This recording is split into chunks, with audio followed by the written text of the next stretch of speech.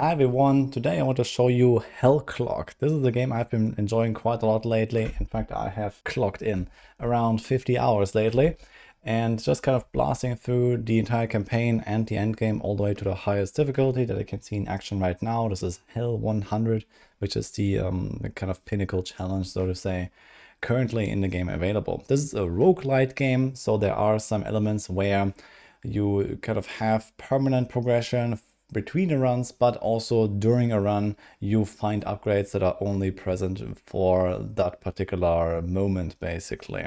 So for example, as you level up, you get a few choices, or as you find some of those blessings, you get other choices, and you kind of make a build based around what you get, or kind of work towards a certain build as you go. Especially right now with a bit of downtime between the big ARPG releases, this was a really good moment for me to jump in and try something else, and I had a ton of fun with this game. This is not sponsored, by the way. I just had people in my community talking about this game since it's pretty fresh. This is like a few weeks now that it came out. They also had a big endgame update lately where they actually made two separate endgame modes that we'll show you in a second. And you can actually choose to either keep progressing the same character with the same items and build, or start these fresh so-called Ascension runs where you basically start from scratch and build something on the go. So this game is not like a traditional ARPG. It is more of a roguelite genre, but it has this isometric view. And there are these kind of permanent systems where you have a bit of like this build making involved. But then you also have to adjust all the things on the fly and just play around the RNG of what you get during a particular run. So I found this to be a very interesting mix. And I do have to say that it also has great visuals and sound design. In fact, this was made by, I think, a very small studio, and they've done a really good job. This game is pretty cheap as well. You can get it on Steam, I think, for 20 bucks. And I think it was totally worth the money. There's also like a roadmap out with like what is coming up in the next like months, and they have like a plan for the next quarters, basically, including another expansion actually sometime early next year. So I'm quite excited to see where this will go, and I will probably cover it a bit more. The game also has a pretty decent amount of build variety, even though it's so fresh. The balance is another question, but I think that is going to get fixed. There's certainly some pretty OP stuff and some much weaker stuff out there, but overall I had a pretty good time trying out lots of different things. I think I've played like, I don't know, 8 or so different setups maybe, trying to go through the game on varying difficulties, so you kind of have like a progression through those hell levels, for example, to reach higher and higher tiers of difficulty, but you also unlock more permanent upgrades that make it easier to go up. So there is a bit of like a progression as you go through the game, and that was really fun. So when you first start out, you can create a save file from scratch where you go through the campaign, and then once you have beaten that, I believe you unlock the Ascension endgame as well. So I already tried to explain this at the start. One is kind of like a more permanent system where you keep a character and everything that it has pretty much. And the other one is this kind of like a restart from scratch, a moment where you try to make a new build and try to beat the game on a certain difficulty with that new setup that you chose. So here's like my campaign character. They recently added also Abyss and Oblivion, which is kind of like higher difficulties. So you play through the campaign similar to like Nightmare and Hell difficulties from Diablo 2, for example, on like a higher difficulty, and you keep progressing your character. But the game becomes harder, monsters scale up, there's new mechanics, there's minus resistances and other penalties, as you can see here, for example. So you kind of have to deal with more stuff being thrown at you as you go through this. And the Ascension, I will explain in a moment. For now, let's focus on how your character actually works. So for example, you have like these kind of permanent gear upgrades. So these are items that you either find or buy throughout the run. So here's also a vendor, for example. You can buy certain things that you need. You can reroll the vendor as well to try to get other stuff. And this, for example, defines how much base damage you do. You get a bit of life or other important stats like resistances, movement speed, and so on. So you get a bunch of stuff like this here, and you kind of keep going with higher and higher tiers of loot. So for example, in Act 1 you find tier 1 and tier 2, and then in Act 2 you find tier 3 and tier 4, and in Act 3 you find tier 5 and tier 6. So this is kind of how that goes. You also have like all the stats here, so you can see that. And then come relics, and those are actually the interesting part when it comes to making your build. So relics is like this little inventory. It's a little bit like charms from Diablo 2 or idols from last Epoch. So you have like this little inventory. It starts small and then you expand it over time. And at the end, you can have a lot of different relics. So there's like these rare relics here that have certain damage multipliers on them. For example, here's stuff like skill projectile amount. So you can shoot a lot of stuff if you want. You saw, for example, this kind of quill build I was showing off at the intro. So you can shoot more of them if you want.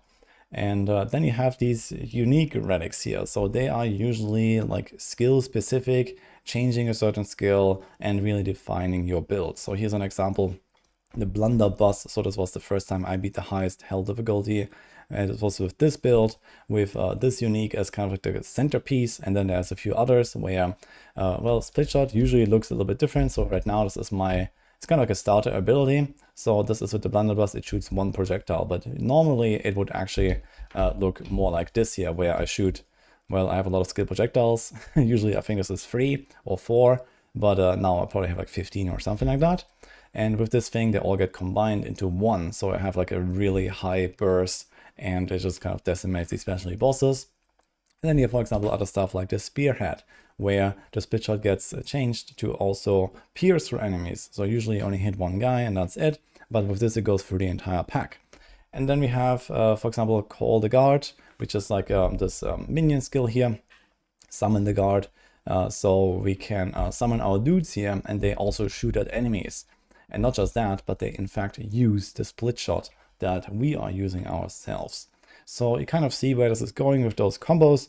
And suddenly this split shot build where usually fire these random projectiles into a pack, now they pierce, now they all get combined into one big kaboom, and then our dudes shoot that all over the place. And suddenly you have a build that absolutely destroys everything. And yeah, then you have these other relics here where you get stats, you get power, you get extra XP, speed, crit, whatever you may need, summon damage, and so on, and try to kind of find synergistic combos. This here is the skill book, so you can see what this looks like. There is, you know, different skill tiers that you unlock. So you see here, this is kind of the start, and then there's Act 1, Act 2, Act 3. So as you play through the game for the first time, you unlock all these skills, and then in the end game, you actually have all of them available, and you can choose what to make whatever you want. So usually you would start with like just a basic attack. It's mostly there to restore mana, and then, for example, I did a split shot, and there's other options here available here. And then, for example, in Act 1, you can also unlock a bunch of other skills and already start making some combos. So for example, the first time I played, I used the auto attack to get mana, then I used split shot for the packs, and then I used repeater, which is kind of like a rapid fire. You stand still and like shoot like a machine gun kind of deal. And this was for my single target ability. But there's tons of other options available. Here's double knives. You also saw that in the intro at the start of the video. There's like a spin to win kind of build that you can do. Here's like the quill that I showed off earlier. And there's other stuff, a bunch of minion things. There's a bunch of auras that you can also just throw in as like a supporting tool, basically. Here's like a kind of like melee cleave with the lash. And yeah, a teleport, a dash, and a bunch of other funny things here. Like this kind of like a meteor thing here, Matadaira, also very funny. And rosary, which is like a blast hammer spiral kind of thing. And each of those skills have their own unique relics that go with them. So for example, here you see that now the lasso applies a bleed. Here, bombardment now deals a different damage type, and it also recovers a cooldown. So you can, for example, suddenly make this like a support skill. And when you have some very long cooldowns, some of them can last like a minute or something like that. You see here like this little clock symbol. You have very long cooldowns in some cases, and suddenly you can get this back in seconds with something like this, and so on. So you can kind of just see what are the possibilities of certain skills interacting with some of those relics, and it's very fun to build up your character and try to hit certain milestones with those uniques that really change how you play them. On top of this, you also have the bell. So this is the Oblivion Bell here. So you have effectively kind of like a passive tree that you build up. There's tons of stuff in there. There's like more rewards that you can gain, for example, more gold, more soul stones, which is, for example, used to upgrade this tree or upgrade your items or something like that. But also other stuff that actually affects your power and the run itself. So there's, for example, extra damage, there's extra this kind of damage, there's extra life and resistances, and you know, all the kinds of stuff that you might want to build into. Or also more interesting things, for example, unlocking Banish. So whenever you level up, you get a few choices of upgrades for your skills, but with Banished, you can actually like permanently kind of get rid of one of them throughout this run. And there's also, for example, more charges of Banish. So you can actually use a few of those and then just try to leave out certain upgrades that you just never want to see again, so they can more target the actual stuff that they need. And lastly, there's also the Constellation Map. So this might remind some people of Grim Dawn. It's effectively like that. You have also like these kind of like splintered little passive trees all over the place that each have like a little like theme to them. So for example, there's like the green stuff. This is mostly like projectile and ranged attack focused, and here's these agility orbs. Works a little bit like the charges in Path of Exile, for example. There's like power orbs, agility orbs, and so on, that give you certain bonuses or interact with some of those effects that you can see here on the constellations, for example. So you can start making these combos and you unlock these points as you go through the game. There are permanent points and there are temporary points for this system, where permanent points, for example, are unlocked as you beat the higher difficulties and then you get a certain amount of them. And there's like certain, like a bit of a quest line basically that you go through. And then at some point you have like 50 points or something like that. You see here I have a bunch of stuff actually unlocked. And then you can put the points all over the place here. Not everything is currently implemented, so a few things are like not testable, but you can already see kind of like what they are planning to do, at least with a bunch of these things on the outside. But you can still find options for every build right now that just help you out with either certain stats or certain procs and certain other cool things. And no matter what, these constellation points are pretty much the primary permanent progression system in the game. So while most of the gear and relics and all that stuff usually resets, it depends a bit on which game mode you're playing. But you know, you usually have the constellations to like rely on and like work around with a new build when you start a fresh run, for example. Whereas most of the gear and the relics, you probably have to find them again, unless you choose to not go into the Ascension gameplay, which I'm going to show you now. So the other option besides the campaign and those Abyss and Oblivion difficulties, where you keep your character and you keep everything all the time, is Ascension. And I think this is the more interesting one, because here you kind of start fresh and then you choose a certain build that you want to make, or maybe just gonna, you know, start with like a certain like beginner setup and then just wait for whatever you find and go with that. So you can play it both ways, where either you target something or you just play around the RNG. In my case, usually I targeted a certain build because I wanted to explore the different options with all of those different skills available, and just kind of try out to see what I can beat the game with on a certain difficulty, which was a ton of fun. But in this Ascension mode, you have your constellation points. You actually have more of them than in the campaign. You see here I have a lot of stuff unlocked, and here you also have this list of quests basically, where you have to beat the game on certain difficulties and you get more of those points, and then you go to the next difficulty and try again. It gets harder, but you also have more points, and you have this kind of like permanent progression here. So the constellation points will always be there, and everything else resets, and you start a fresh run with nothing basically when you ascend. So you talk to this lady here, and then you do this, and then you have the hell tree. So here you have these hell levels on the top left, and each of those points that you assign raises the difficulty and adds extra penalties and extra enemy modifiers. It's effectively anti-passive tree, basically. It's like a passive tree for negative effects. So you click on this and this and this, and you see the hell level rises. Every hell level raises the life and damage of monsters, so they get pretty tanky, and you have also other like more impactful mechanics. For example, here bosses have extra mechanics, so certain bosses have new moves now, and you have these rest penalties, you have like a gold penalty, and you have to try to play around these kind of things. So, and you can actually choose what you would like to deal with, for example. So here's like less healing, and when you think, okay, that's gonna be fine, I'm gonna be life stealing as much health as I can anyway, then you just take that and it doesn't really matter. So you just try to figure out, okay, what are the things that would impact you the least, basically, and where, you know, you would not really have too much of an issue going through the game. But overall, it does ramp up the difficulty quite a lot, adding more of these hell levels, and it's actually a pretty formidable challenge, even for good builds. So once you have filled out this entire tree, then you can click on Ascend and confirm, and then it will reset your character, and the only thing you will have at this point are the constellations. So you go in, you make a constellation tree, and then you start basically Act 1 again, but on a higher difficulty, and from scratch. Your gear is gone, your relics are gone, and everything is basically reset. So you kind of, you know, choose your skills now. You can like start dragging them here on the bar, and you know, just make your setup that you would start with, for example. And you see here, everything is empty. My character has like all the base stats, relics are gone. My Infernal Bell here is also reset. I have no points there. So it's only the constellations basically to start with. Now, obviously going in on your first run on the highest difficulty with no gear at all will make you pretty weak. So you're kind of struggling through the first few levels until you get your first big upgrades. For example, I don't even have a weapon equipped, so I have like a base damage of 50. But once I get my first item, I will have like triple or quadruple the damage or something like that as soon as I get the first weapon, because you just start with like such a low base value.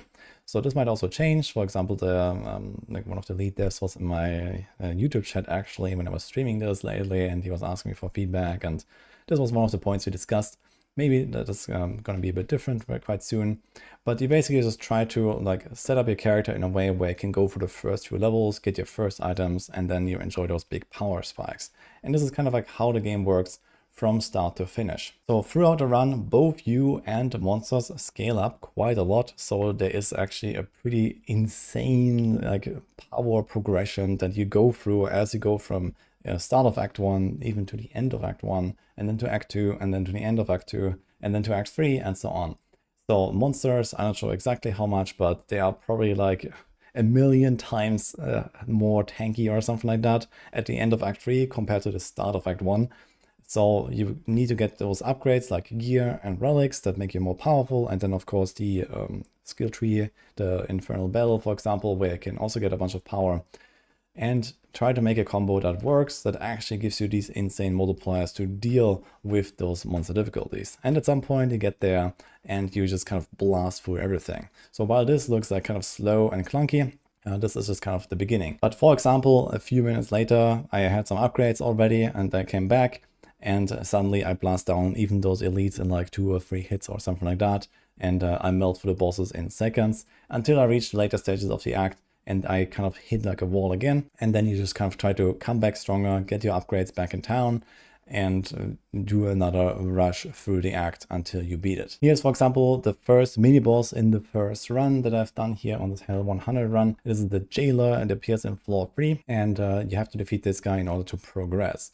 And not just that, but you're also on a timer. You see this here on the top left. This is the so-called Hell clock, and what the game is actually named after. So you're always on the clock, and you're always like trying to go through the game as fast as possible. And you're not really supposed to, fight enemies for that long. So while you're trying to progress, it can happen that sometimes you fight a boss for like a minute or 2 or so. But generally you have pretty fast combat. So this is, for example, a few runs later in the same like Ascension. So after getting a few items, getting some upgrades, I am now back in floor 3 against the same guy.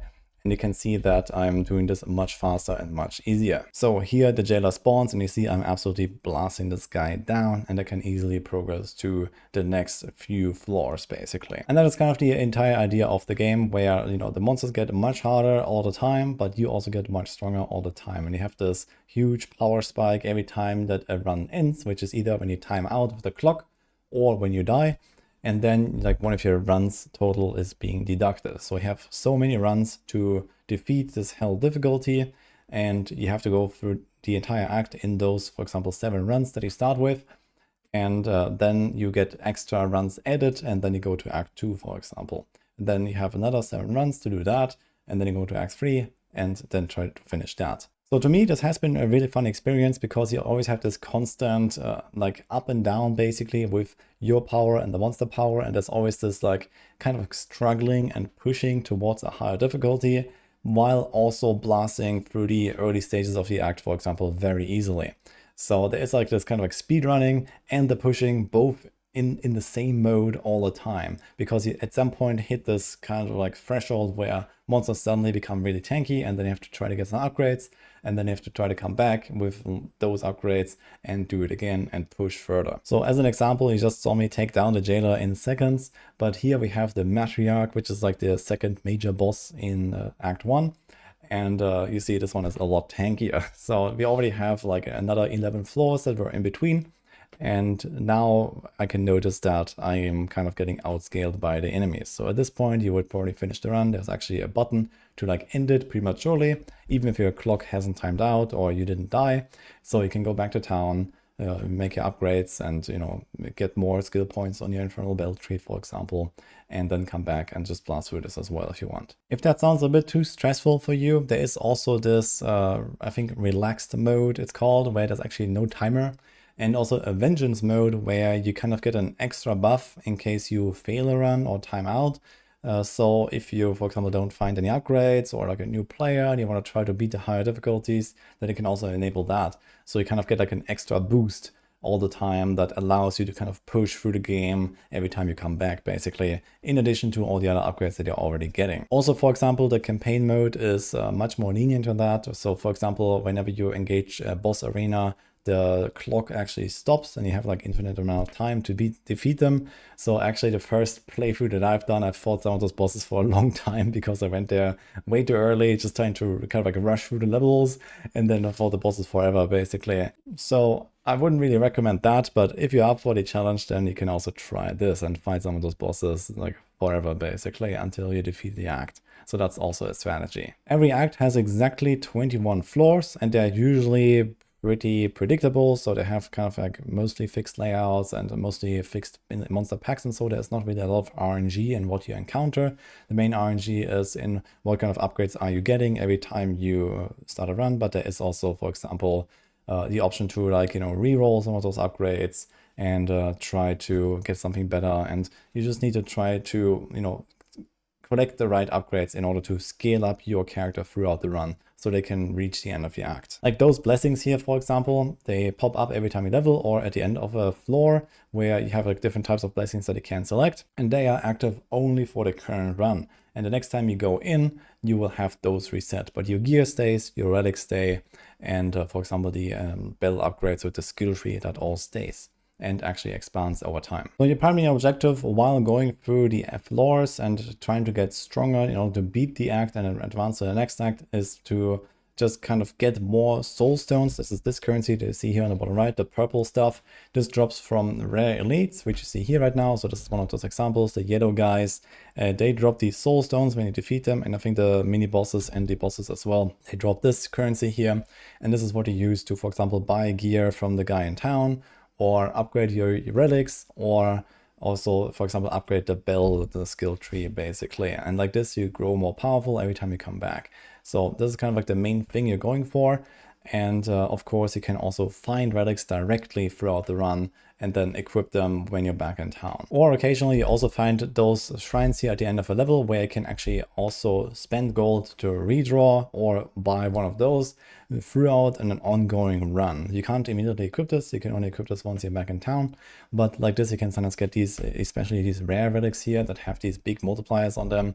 Some of them can be really impactful, and you want to try to hit those. And actually, I always have a bit of gold lying around, basically, for the later stages of an act. So depending on what kind of build you're going for, you can get some pretty big stuff here from those rare relics. And with that, I'm going to wrap up this video here. So I try to explain basically the entire game in this video. So just to give you an idea of how everything works. Of course, it's different when you actually try it out. But I hope this helps you and maybe motivates you to try out this game. I think this was a super fun experience, and I'm excited to see, you know, where this will go. Maybe I'll come back and play this when there's another update. I feel like I've done most of the builds now that are available, and obviously there's always more stuff to discover and like more combos you can try to make. There's definitely a lot of like replayability already in the game, but for now, I'm also going to focus on other stuff. I'll have a few more Hellclock videos coming out, so I will talk about, for example, some of the builds and some of the more advanced strategies. There's you know, a lot of stuff to do better and more efficiently that will help you with your runs, for example, that I used in order to, for example, beat Hell 100 with even relatively weak builds. There's obviously some pretty OP stuff, and there's other stuff that is like a bit more of a struggle, but it's still manageable. So hope this video helps you, hope you like this, and I'll see you guys next time.